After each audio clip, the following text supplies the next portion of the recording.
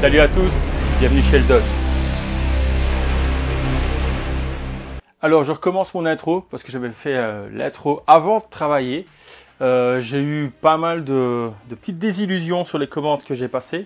Donc j'ai passé 2 commandes, une chez Small Cap, donc là où je commande habituellement, et une autre chez Arcade Repro Art, un truc comme ça. Je vous mettrai le lien en description quand même si tout ne s'est pas passé vraiment comme prévu.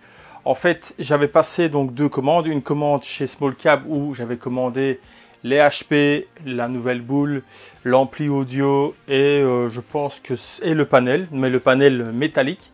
Et une deuxième commande donc chez Arcade Art Repro la machin, donc c'est un site néerlandophone. J'avais commandé donc les sides qui sont là, les plexis pour le marquis et alors tout l'instruction card, la petite plaquette pour les yens, donc qui est ici là, donc un serre-coin. Alors l'overlay pour le panel et là ben, c'est un peu le drame avec l'overlay. Tout ça ben, vous allez voir dans la vidéo, donc je vais passer vite fait maintenant tout ce qui a été fait sur la borne en vitesse rapide avec un peu de musique et on se revoit pour la fin de la vidéo où je vous expliquerai un petit peu ben, pourquoi je suis un petit peu dégoûté et ben, qu'est-ce qui va se passer pour la suite.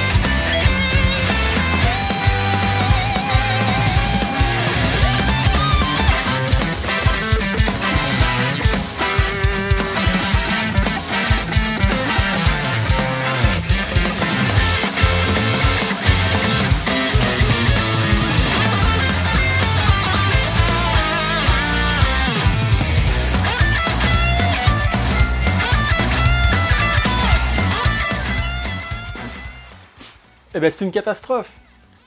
Ça va pas. L'overlay, ça ne va pas. Je vais intégrer des photos. C'est pas que je suis pas content pour quelque chose de bête ou de futile. C'est vraiment pas beau. C'est pas beau. C'est trop court. Il a fait découper les emplacements des vis. Donc je vais lui envoyer un message. De toute façon, je vais lui dire que avant de publier la vidéo, je vais vite lui envoyer un message pour lui dire que ça ne va pas.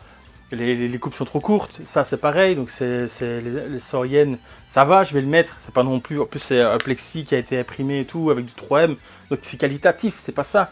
C'est coupé légèrement trop court. C'est pas la bonne dimension. Ici j'ai l'autre.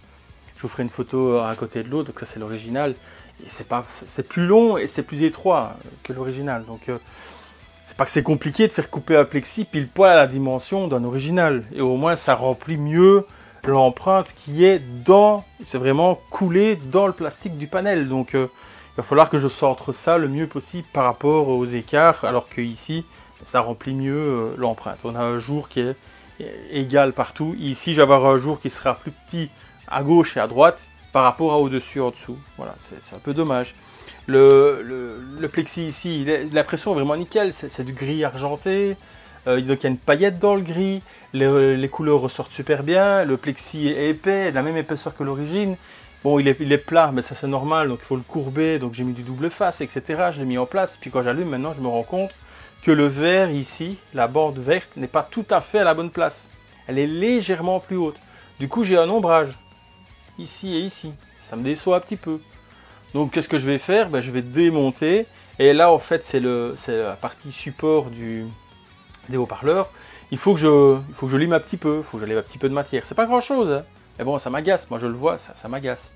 Donc je remarque aussi ici qu'avec mes vis, c'est pareil, j'arrive à voir où sont les vis, il y a un nombre qui se fait.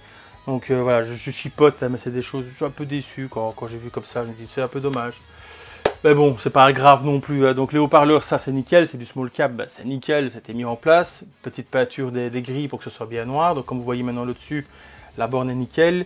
Au niveau du frame ou de l'écran, pareil, vinyle noir comme j'avais dit. Donc voilà, maintenant il est nickel, il est bien noir profond. Normalement l'entretien, ça devrait être vraiment facile du coup. Ensuite, l'instruction card, bon ça va, il est bien épais et tout.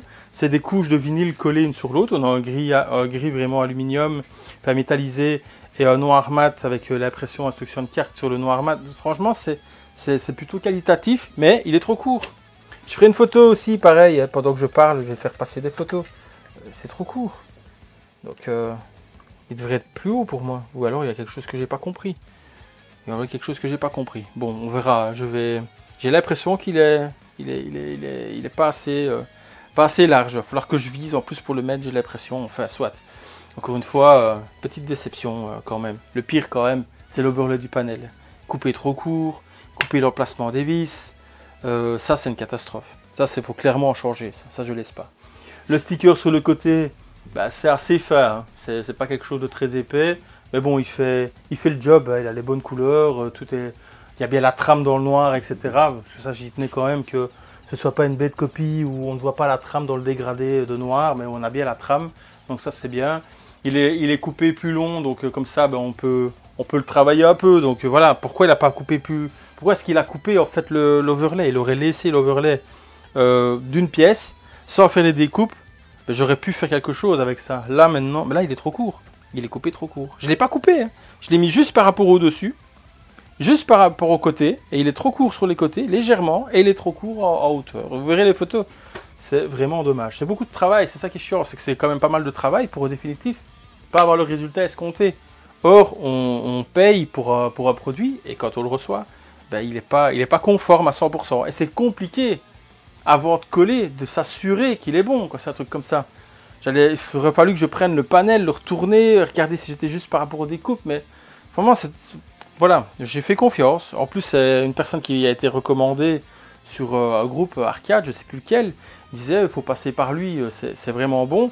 J'ai pas dit que tout était acheté et que c'est pas mauvais, voilà, les couleurs sont très belles. C'est dommage, ces petites imprécisions qui font que c'est un peu décevant, quoi. Comme je dis, je vais lui envoyer un petit message avant de publier la vidéo, je vais quand même lui montrer un petit peu tout ça. et qu'il y a des choses qui ne vont pas. Je suis un petit peu déçu là-dessus. Sinon, dans la vidéo, qu'est-ce que vous aurez vu d'autre? Que j'ai soudé les câbles pour les haut-parleurs, j'ai attaché tous les câbles dans le cache, comme ça, il n'y a pas de câble qui pend.